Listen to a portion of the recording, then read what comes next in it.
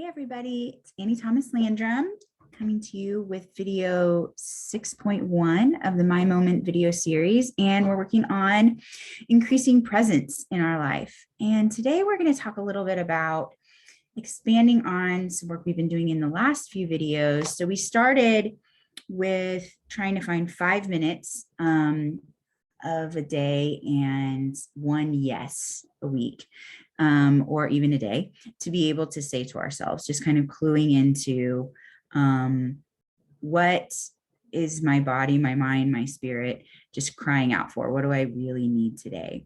And then we moved on to talking about what are those things in life that we can find and define as kind of like anchor points. And I talked about my Starbucks cups, and how wherever I go, whatever I'm doing, I have one with me. It's just kind of something that helps me tie back to who I am and what's going on with me, and just, yeah, gives me an anchor in the midst of empathizing with so many other people, and serving in the community in a very variety of ways. So today we're going to go one step further, and we're going to talk about something that I started to work on for myself a couple of years ago, and it's been kind of fun. And what I call it is the extent of me. And it's just a document that I put together that I wanted to share with you guys. So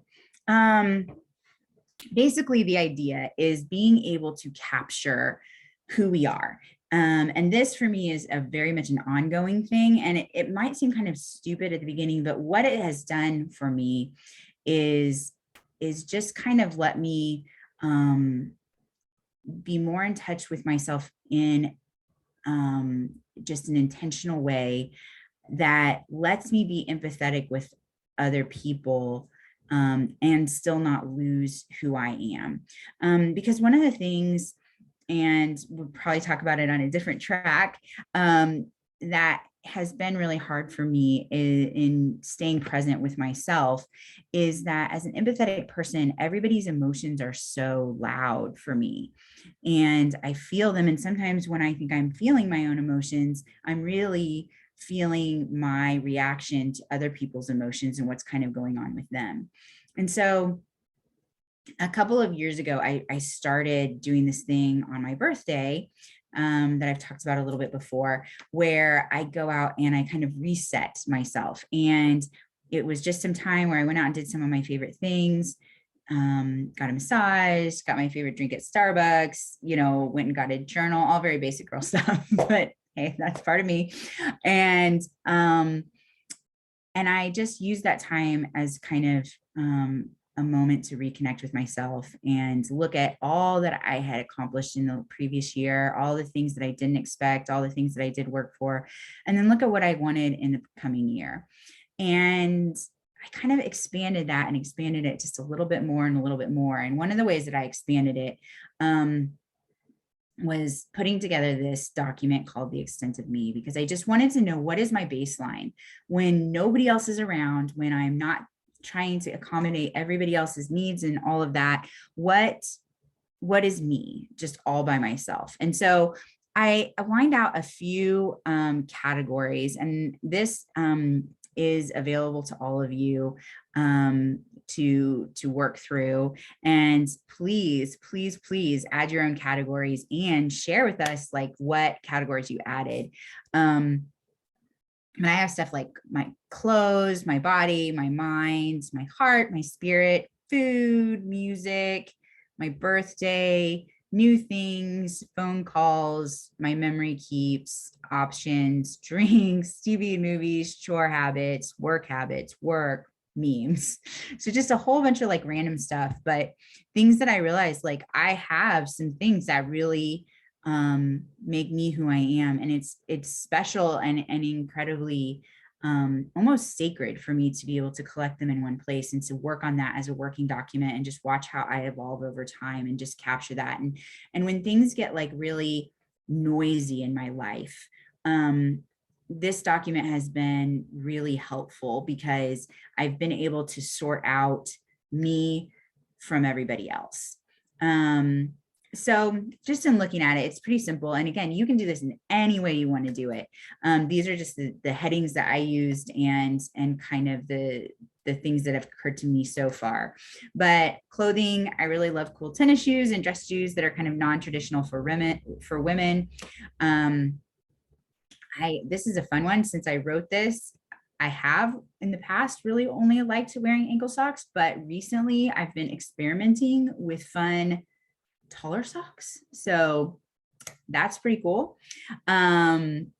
I don't really like changing necklaces, though I've also been doing that a little bit more. I do, regardless, wear this one every day. It's a really important part of me. And I love buying earrings, but I really I don't wear them.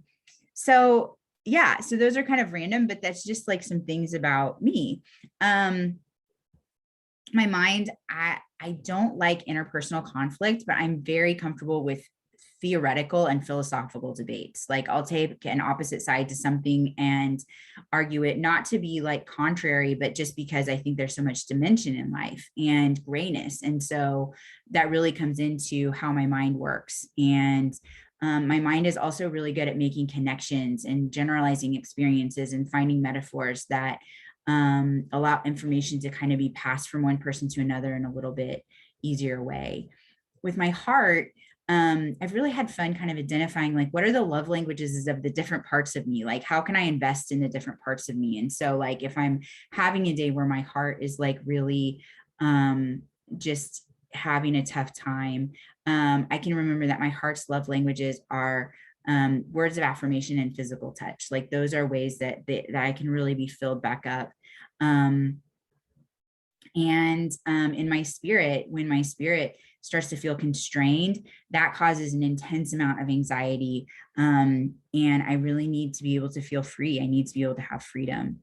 I'm like really habit driven with what I eat, and bread is my favorite food in the whole world, which really comes into play when I'm trying to do low carb stuff. And yet I can never give up bread. So that's a thing.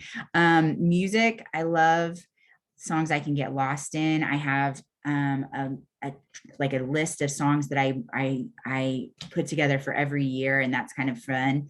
And so on and on and on. New things, phone calls. I don't like being on the phone unless I'm driving, and then I love being on the phone, which is kind of crazy, but you know.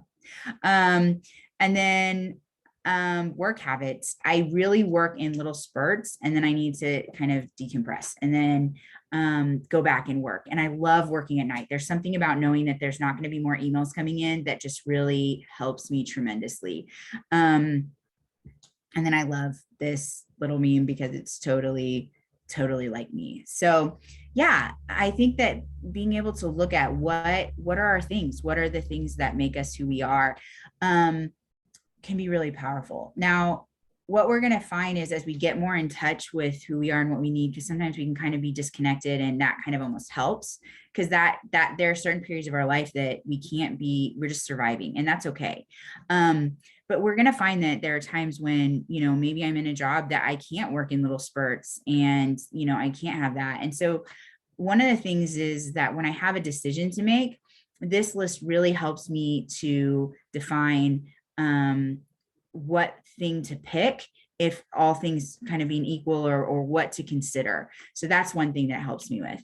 Number two, it also says, if this is how I naturally am, then if I need to go do something different, how am I going to honor that part of me and work forward and continue? So it's just been really grounding for me in a whole bunch of ways. So I'd love to hear what your extents are, and if you come up with new categories. Thanks so much for being with us here on track 1, increasing presence, and I'll see you next time. Have a great day. Bye-bye.